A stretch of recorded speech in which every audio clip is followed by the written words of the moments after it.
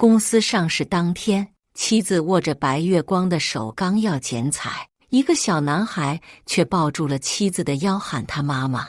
在场记者顿时来了精神，追问妻子是否已婚已育。妻子宠溺地将小男孩抱在怀中，对着白月光嫣然一笑：“是的，我们之间有一个儿子。”白月光更是揽过妻子的肩膀，引得众人直呼神仙爱情。只有我知道，6岁女儿就抱着鲜花藏在人群中，看见这一幕后，哭着问我：“妈妈和他们是一家人，那我们算什么？”大家好，开始今天的分享之前，希望你能给人间烟火点个订阅，我将会分享更多优质的内容。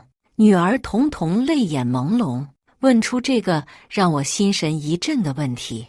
我只觉得血液逆流，颤抖的手开去她眼角的泪珠。彤彤有先天性心脏病，情绪不能过于激动。我强颜欢笑，对彤彤说：“看到那些摄像头没有？妈妈这是在拍戏，都是假的。妈妈当然和我们是一家人。”彤彤点点头，她一向信任我，将手中的鲜花抱紧了些。台上，严沁雪放下和谢江之容貌5分相似的小男孩，一脸宠溺，轻声哄道：“洛洛，你下去先吃点小蛋糕，妈妈还有事要忙。”彤彤一脸羡慕，饿着肚子小声道：“爸爸，我也想吃小蛋糕。”我眼眶酸涩，温声道：“一会儿让妈妈给你拿，好吗？”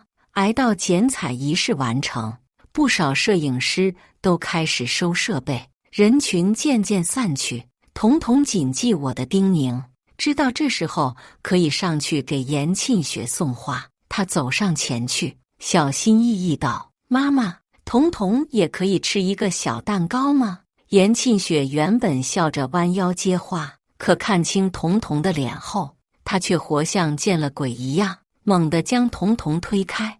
彤彤被推倒在地，强忍着眼泪没掉下来。现场众人都停下手中动作，齐刷刷看向严沁雪，一脸震惊：“怎么严总还有个孩子？他和谢总已经2胎了，有可能啊？这孩子和严总一个模子里刻出来的。”严沁雪皱眉，只顾着撇清干系：“谁是你妈妈？你别乱说，哪来的讨饭的小孩？带下去！”我嘴里苦涩，上前一步想将彤彤带走，彤彤却还执拗地抱着那和他人差不多高的花束。他拍拍身上的灰尘，将花束向严沁雪递去，期盼道：“妈妈，这些花都是彤彤自己选的，你不喜欢吗？”爸爸说：“彤彤送什么你都会喜欢的。”我蓦地攥紧拳头，食指刺入掌心。严沁雪不想让彤彤出现在大家眼中，从不允许她来公司。这次，严沁雪照例拒绝了彤彤来看剪彩仪式的请求。彤彤失落无比，我心疼彤彤，悄悄答应带她来看。彤彤为此欣喜不已，还专门给严沁雪选了花，小手还被玫瑰刺伤了。回神，我动容道：“严总，你收下吧。这也是孩子一片心意。”在外，严沁雪只让我叫他严总。在场记者窃窃私语，还有大瓜，这小姑娘怎么喊这男人叫爸爸呀？严沁雪和自己下属看起来关系匪浅啊，不会是3角恋吧？此时，洛洛却跑过来，手里还举着块蛋糕，疑惑道：“妈妈，他是谁？你不是只有我一个孩子吗？”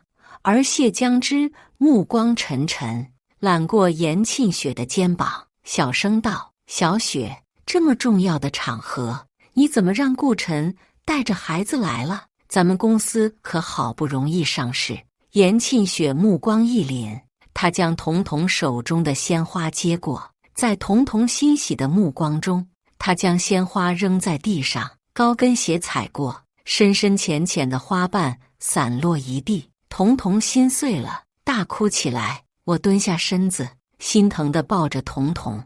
严沁雪却没有施舍给彤彤一个眼神，反而还义正辞严：“对我斥责道：顾晨，洛洛花粉过敏，你女儿是想害死她吗？如果再有下次，我的公司不需要你这样的员工。众人纷纷表示理解。严沁雪这是爱子心切，才这么严厉。说着，大家开始收拾东西，各回个家。我捂着彤彤流泪的眼睛，不想让她看到妈妈盛怒的一面。彤彤的睫毛在我手心颤动，湿漉漉的。她打着哭嗝问我：爸爸，你不是说妈妈只是在演戏吗？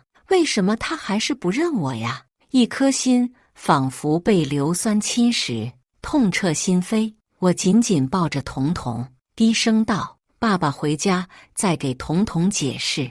我带着彤彤就要离开，站住！严沁雪却叫住我们，她横我一眼，冷漠道：带着你女儿来会议室一趟。彤彤很听话，停住脚步，小手拉住我的食指，我也脚步一顿。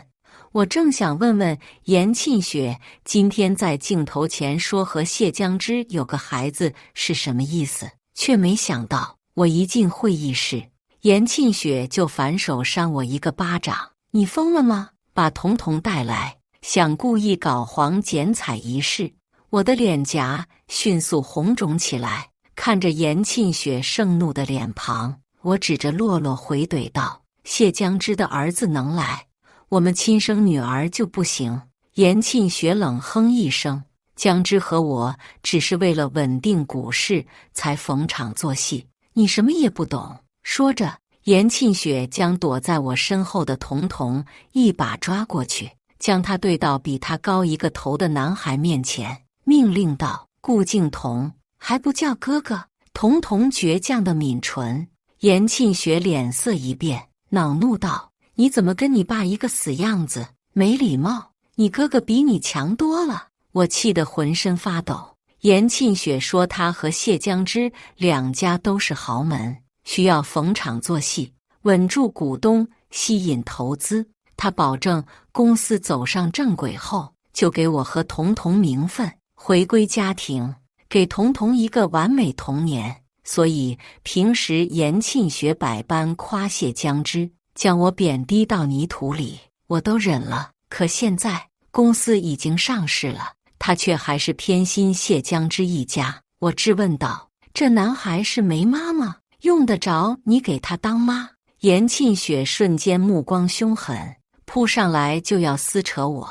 顾晨，你说的是人话吗？看他那歇斯底里的样子，我就知道我戳中了他的痛点。他多么希望洛洛是他和谢江之的亲生孩子，可惜陪伴在谢江之身边，为他生下孩子的人不是他。谢江之竭力抱住严沁雪，黯然神伤道：洛洛的妈妈和我离婚了，我一个男人粗手笨脚的照顾不好洛洛，她经常发烧，小雪善良才来帮我。顾晨，是我的问题，以后我不会让洛洛管小雪叫妈妈了。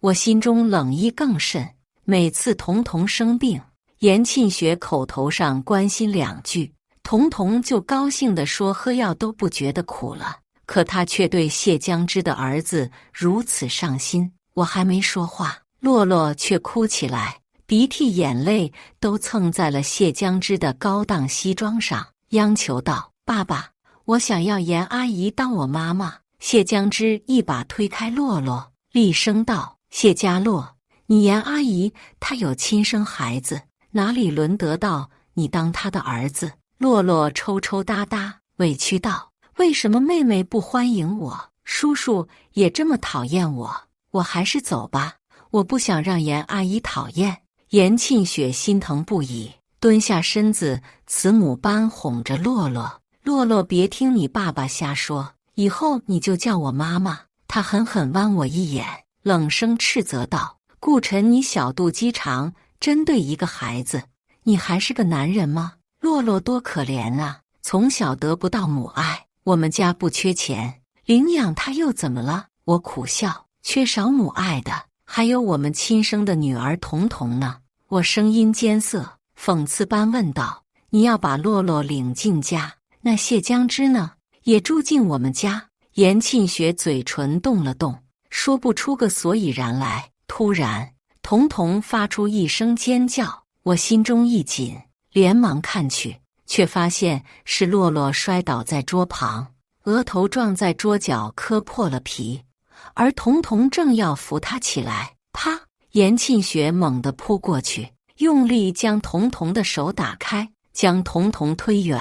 她像维护自己孩子的母兽一样，充满警惕和敌意。彤彤吃痛地叫了一声，手背瞬间通红。她捂着手想叫妈妈，却被严庆雪那仿佛要吃人一样的扭曲表情吓得脸色苍白。彤彤只能一脸慌乱地看向我，语无伦次地解释道：“爸爸。”他突然过来，我什么都没干，他就自己倒下了。洛洛则一脸委屈，伸出手心，露出一枚小小的戒指。妹妹，我只是想给你送礼物，哄你开心，你要是不喜欢就算了。他从严庆雪的怀里拱出来，抹着眼泪哽咽道：“洛洛没有妈妈，要是有妈妈在就好了，就会心疼我了。洛洛好痛。”耳边洛洛的哭声不绝于耳，我却看着他手中的戒指愣神。原因无他，这是我和严庆雪的婚戒。我心中一沉，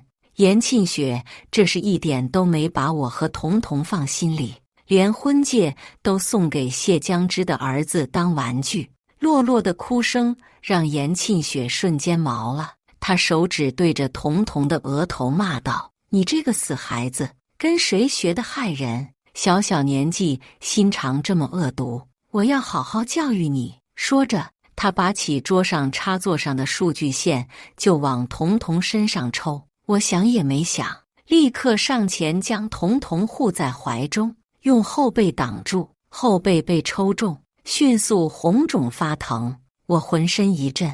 我不敢置信地看向严庆雪，他竟然用了这么大的力气。如果彤彤被抽中该多疼！然而被我护在身下的彤彤却捂着心脏，脸色难看，用气声喊着爸爸。我心里一慌，大声道：“严庆雪，你别闹了，彤彤的心脏病犯了。”严庆雪看都不看，冷笑一声，拿彤彤的病当幌子。顾晨，你真够没种的！眼见彤彤的气息越来越弱，我给彤彤喂了一粒救心丸，连忙抱起彤彤。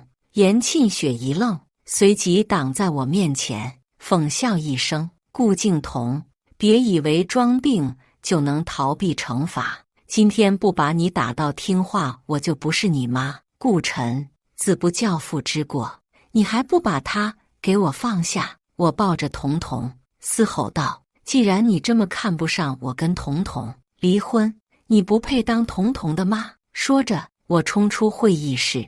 严庆雪回过神来，大喊道：“保安，给我拦住他！”大厅里数个保安将我团团围住，我心中一急，皱眉对严庆雪道：“彤彤都不省人事了，你想害死他吗？”严庆雪冷哼一声，二话不说上来就想抢彤彤，却抓到了彤彤软绵绵的手。他脸色一变，看见了彤彤紫干的嘴唇。就在这时，谢江之冲出来，大声道：“小雪，糟了，洛洛情况不太好。”他开始说胡话了。严庆雪狠狠瞪我一眼，想都没想返回会议室照看洛洛。我趁机要走，却发现车钥匙不翼而飞。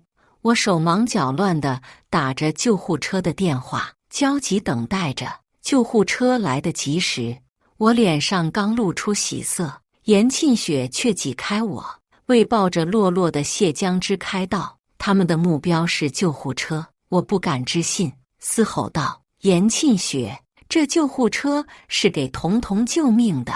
严庆雪叫保安架住我，冷笑一声：“他都吃了药了，能有什么事？”说完，再没有施舍我一个眼神，护着谢江之和洛洛就上了救护车。我的怀中，彤彤的气息却越加微弱，我焦躁不已，只能顶着烈日到大马路上拦车，将彤彤送到医院后，医生面色凝重，他说童童突发心衰，生命垂危，问童童是不是受了严重的惊吓，直接给我下了病危通知书。我跪在地上祈求上苍别对我们父女2个如此残忍。好在童童成功出了手术室，看着心电机上童童微弱的心跳，我擦去眼角泪花，拿出手机。严沁雪不久前给我发了条消息，童童怎么样了？我一会儿来看他。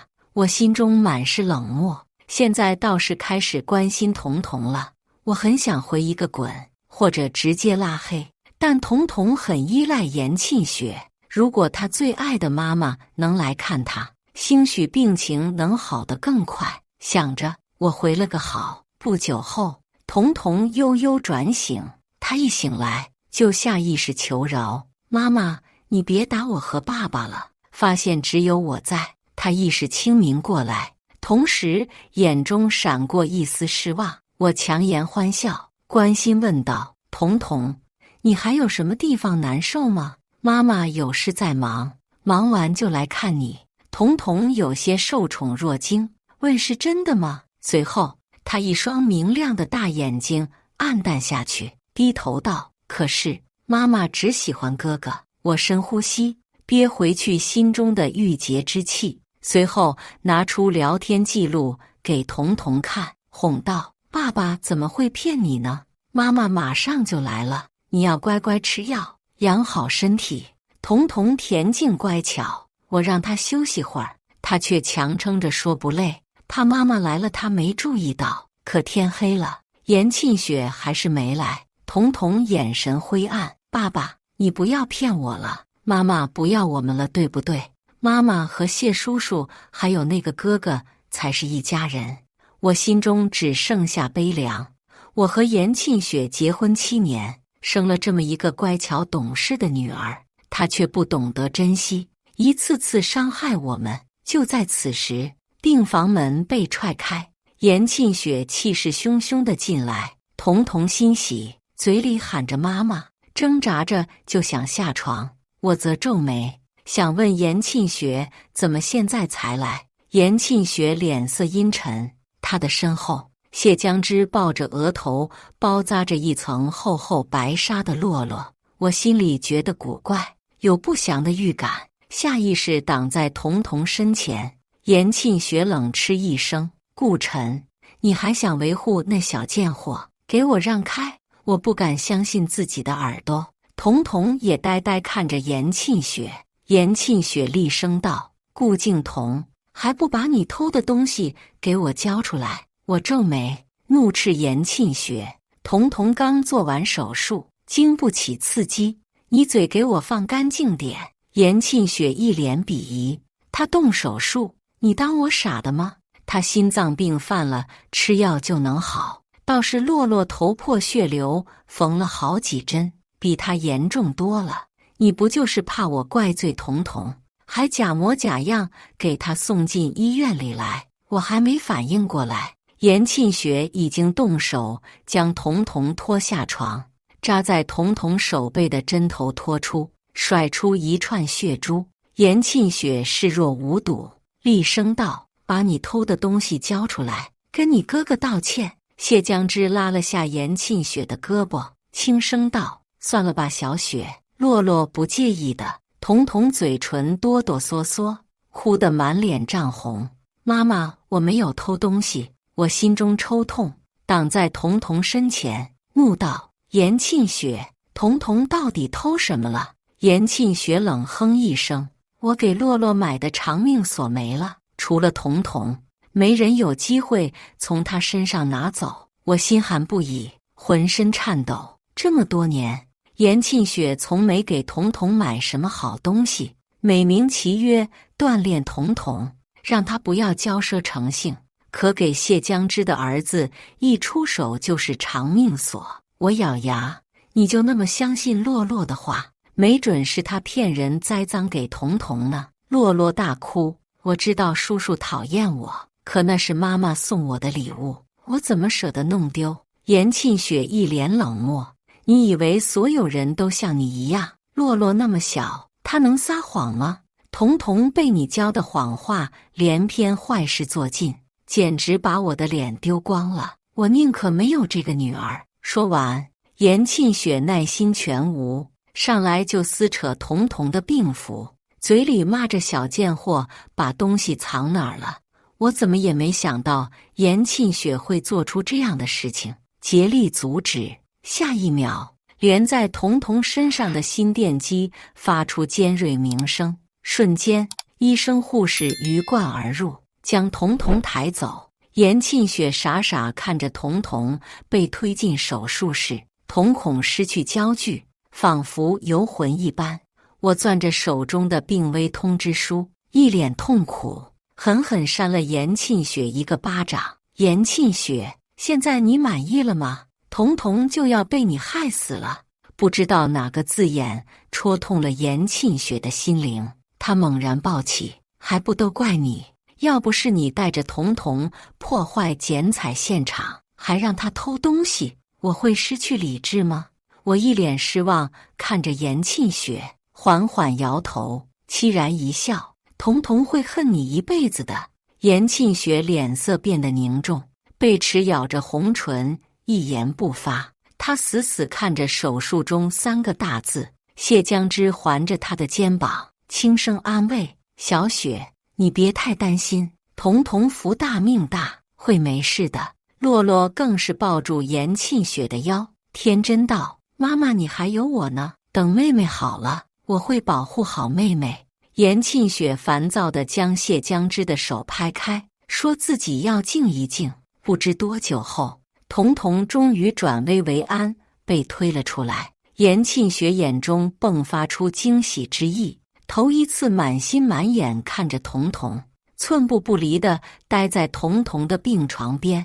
童童睫毛轻颤了2下，嘴唇微动，严沁雪便一脸喜色，连声道：宝贝不怕，妈妈在这里呢。妈妈的乖童童，妈妈再也不对你生气了，你醒来看看妈妈好不好？可谁知童童醒来看见严沁雪，却瞳孔一缩，她像幼鸟一样猛地扑进我的怀抱，对着严沁雪哭道：严阿姨，我再也不叫你妈妈了，你不要打我好不好？严沁雪傻了，伸出去的手尴尬地停在半空中。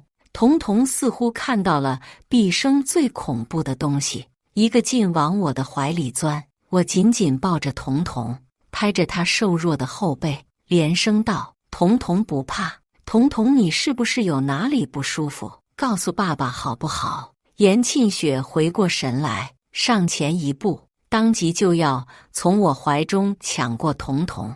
童童身体颤抖的幅度更厉害了，哭叫道：严阿姨，童童错了，你不要过来好不好？在严沁雪碰到童童的一瞬间，所有仪器都发出了警报声。医生见状，立刻把我们都赶了出去。听了我们的表述后，医生沉吟片刻，对严沁雪说道：严女士，你可能对童童造成了心理阴影，现在童童很脆弱，你千万不要去见童童，会刺激到他的。严沁雪一脸不敢置信，瞪着眼睛失声道：我给他造成心理阴影？我可是他亲妈呀，我怎么会给他造成心理阴影？医生轻叹一声，摇了摇头，转身离开。我只觉得严沁雪无可救药，到现在她还没意识到自己错在哪里。严沁雪有些失魂落魄，眉头皱起，仿佛自己正面对着一道无解的难题。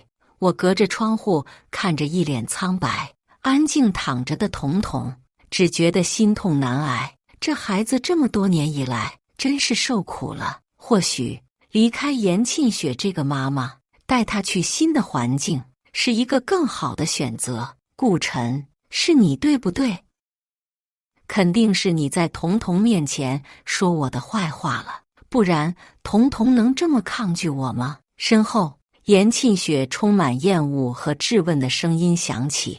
我蓦地攥紧拳头，心中已经是惊涛骇浪。这7年，我对严沁雪百依百顺，把她当掌上明珠一样捧着。有了女儿童童后，我更是甘心放弃自己如日中天的事业，甘心当严庆雪身后的男人。我盼望着有一天，我们一家三口能够幸福的生活。可今天，严庆雪的所作所为已经彻底地打破了我可笑的幻想。我的付出终究是不值得。我的表情看不出悲喜，像是放下了什么沉重的包袱一样，缓缓道：“严庆雪，既然你是这么想的，现在我们就去离婚吧。”严庆雪眼中盛怒的火光瞬间熄灭，她不敢置信看着我，失声道：“顾晨，你今天吃错药了吗？明明是你错了，我不过说你一句，你要和我离婚。”我垂眸嘲讽一笑：“严庆雪，现在彤彤躺在病房里，命悬一线，你还是觉得自己没错，错的都是我。作为一个母亲，这6年，你给彤彤的母爱达标了吗？作为一个妻子，你和谢江之勾肩搭背，合格吗？”严庆雪眨眨眼，眼中神光忽明忽暗，嘴硬但小声道：“彤彤这不是没事吗？顾晨，你别翻旧账，有意思吗？而且我都说了，我和江之不知你想的那种龌龊关系。我和江之逢场作戏，不也是为了彤彤，为了咱们的家？”他顿了一顿，压着性子缓声道：“我知道这几年你确实受委屈了，我向你保证，等公司股价稳定了，我就不这么拼了，和你官宣，也给彤彤名分，够了吗？”我有些恍惚，严庆雪有多久没对我这么好声好气说过话了？每次她一回家，我都是笑脸相迎，体恤她辛苦，变着花地给她做饭，将家里打理得井井有条。怕她辛苦，我经常半夜做方案，帮她处理公司里繁琐的大小事宜。可对严庆雪来说，我只是个不务正业、吸她血拿不出手的糟糠之夫。她只会一脸挑剔地说我的菜火候没到，嘲笑我也就和灶台打交道了。对女儿，她也是心情好的时候哄2下，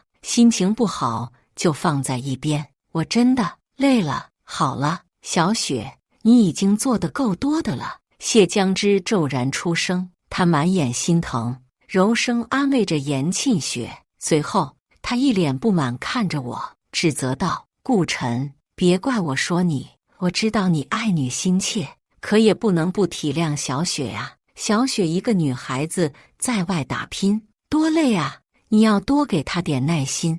要是我娶了小雪这样好的老婆，肯定不舍得惹她生气。”躲在一旁，眼睛咕噜咕噜看着一切发展的洛洛，逮到机会，大声道：“爸爸，你和妈妈结婚好不好？叔叔对妈妈不好，我们2个对她好。”路过的护士听到如此炸裂的发言，不由得看了我们一眼，想知道我们到底是什么关系。谢江之故作恼怒道：“谢家洛，你胡说什么呢？你严妈妈已经是顾叔叔的妻子，怎么能再和我结婚呢？”洛洛攥住严庆雪的食指，用天真的童声道：“妈妈，你当我真正的妈妈好不好？洛洛愿意把所有的玩具都送给你。”严庆雪下意识看我一眼，发觉我一点也不生气，面无表情后，她愤愤咬了下红唇，抱着洛洛笑眯眯道：“好。”妈妈答应洛洛，至于你顾叔叔和妹妹，就算他们后悔了，跪着求我回去，我也只要洛洛。我唇角一勾，求之不得。顺利的拿到离婚证后，我马不停蹄回了医院，严庆雪则和谢江之办结婚证去了。病房里，彤彤察觉到有人靠近，眼睛睁开了一条小缝，发现是我后，彤彤惊喜地喊着爸爸，随后扑进我的怀里。我微笑着坐到彤彤的床边，原本我是想一鼓作气告诉他我和严庆雪离婚的事情的，可见到彤彤，我又有些犹豫起来。彤彤却像预感到了什么，戴着氧气罩的他说话时，氧气罩浮上一层白雾。他轻声道：“爸爸，你去哪里，彤彤就去哪里，你不能不要彤彤。”我心软成一片，嗯了一声，缓缓道：“爸爸当然要彤彤了，只是以后彤彤见不到妈妈了，不要怪爸爸好不好？”彤彤摇摇头，年纪虽小，眼神却十分坚定：“妈妈不要我，我也不要妈妈了。”砰！病房门口传来什么东西掉在地上的声音，我扭头看去，地上摔着一套芭比娃娃的玩具，而严庆雪双目瞪大，飞快走进病房内，大声道：“彤彤，你怎么可以不要妈妈？”我皱眉，生怕彤彤再受到刺激，警告道：“严庆雪，你已经有新的家庭，就不要打扰我和彤彤了。”严庆雪不信邪，追问彤彤：“彤彤，你真的不跟妈妈吗？”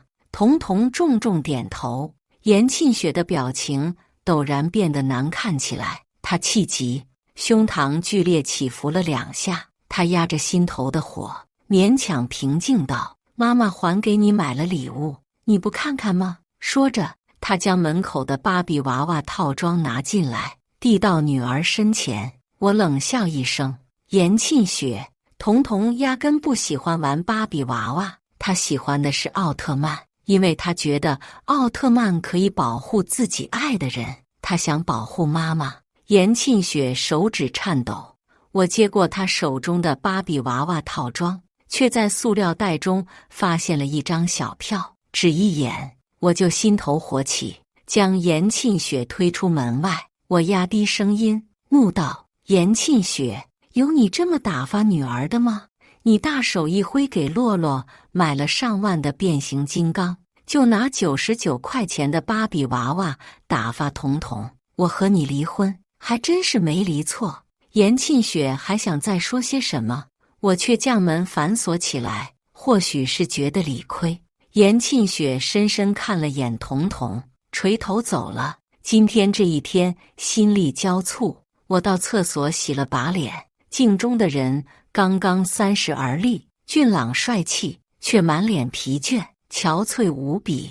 我摸向裤兜，想抽根烟。其实有了彤彤以后，我很少抽烟了。可在心里感到巨大的迷茫时，我还是免不得来上一根。想了想，还是算了。抽烟对彤彤的呼吸道不好，她会担心我，对我奶声奶气说抽烟有害健康的。想着，我走出去，却正好撞见谢江之。与我不同，谢江之意气风发，饶有兴致地对镜整理着头发。他慢悠悠道：“哟，顾晨，当年的校草怎么变成这副德行了？现在严庆雪是我的了，公司迟早也是我的，你哪都比不上我，我看你还怎么逞能？”我内心毫无波动。当年上大学时期，谢江之和严庆雪是青梅竹马的情侣，原本应该成为人人羡慕的眷侣。可没想到，谢江之风流成性，竟然有个女人挺着肚子来找严庆雪，哭着求严庆雪把她老公还给她，还拿出了结婚证。严庆雪当时如遭雷劈，失魂落魄地去找谢江之。谢江之非但不觉得羞愧，还在大庭广众下说严庆雪倒贴他，他对严庆雪一点兴趣也没有。我当时出于正义感，上前打了谢江之一拳，从此谢江之就记恨上了我。我却没想到他这么记仇，一记就是7、8年。回过神来，我目光淡然，嘴里喊着借过，从谢江之身边走过，却没想到楼道里严庆雪似乎一脸焦急地在寻找些什么。看见谢江之，严庆雪露出得救了的表情，气喘吁吁道：“江之，洛洛刚才吵着要找你，可他跑太快，我没追上。他看见我，露出一丝怀疑的表情。顾晨，你怎么在这里？”谢江之露出一脸委屈的表情，捂着肩膀道：“顾晨，我就是想问问你彤彤怎么样了，你何必对我这么深的恶意？”严庆雪顿时眼神慌乱，问道：“江之，你的肩膀怎么了？顾晨把你撞伤了吗？”转头，严沁雪怒视我，眼神中满是鄙夷。顾晨，你怎么见人就咬？我在心里翻了个白眼，遇见这两个人真够恶心的。滚！严沁雪皱眉，顾晨，你这样心里阴暗，言行粗鄙，迟早把彤彤带坏。泥人也有3分血性。我目光沉了下去，眼睛一瞥，看到了一个无人的病房。我拽着谢江之的衣领进了病房，一拳打在他的颧骨上，手指阵地发麻。我冷声警告道：“谢江之，别以为我不知道你背地里干了多少恶心人的事情。你最好带着严沁雪消失在我眼前，别逼我鱼死网破。”没想到，在他倒下的时候，我听到了一声奇怪的响声。我心电流转，趁他没反应过来时，在他衣兜里摸索了一下，掏出来一样东西，紧随其后。本来想维护谢江之的严沁雪看见那样东西，目光呆滞，不是别的，正是一枚长命锁，沉甸甸的。我觉得可笑，谢江之3言2语就把严沁雪哄得找不到北，丝毫不怀疑他，反而怀疑彤彤是个小偷。我将长命锁砸到严沁雪脸上，冷嗤一声：“严沁雪，这就是你说的彤彤偷了的东西？彤彤是个诚实乖巧的孩子，可惜你是个拎不清的。”严沁雪紧皱眉头，脸色阴沉，冷声道：“江之，这到底是怎么回事？”谢江之眼中闪过一丝懊恼，但他迅速调整成了受了天大的委屈的表情，急声道：“顾晨，你诬陷我也没必要用这么下作的手段吧？偷偷往我衣兜里塞长命锁有意义吗？”严沁雪却还是紧皱眉头，显然对这个回答并不满意。我的手机响起了警报声，就在刚刚，我给女儿佩戴了能检测身体情况的手表。我将数据同步到了手机上，以便及时赶到。彤彤的心率不正常，我脸色一白，迅速往彤彤的病房赶去，却没想到打开房门时，我看见洛洛手中拿着彤彤的氧气面罩，而彤彤一脸痛苦。我不做犹豫，抢过洛洛手中的氧气罩，手指颤抖着为彤彤戴上，心中祈求上苍不要让彤彤出事。氧气面罩一回到位置，彤彤的表情就舒缓许多。他萌萌道：“爸爸，他要害我。”我点头，有种劫后余生的庆幸感。洛洛，你怎么在彤彤的病房？病房门口，想趁机溜走的洛洛却被紧随而来的严沁雪抓到。严沁雪皱眉，下意识看向我，我冷笑一声：“严沁雪，你的好儿子刚才想谋杀彤彤，我要报警。”严沁雪不敢置信，失声道：“什么谋杀？你在胡说些什么呀？”洛洛怎么可能？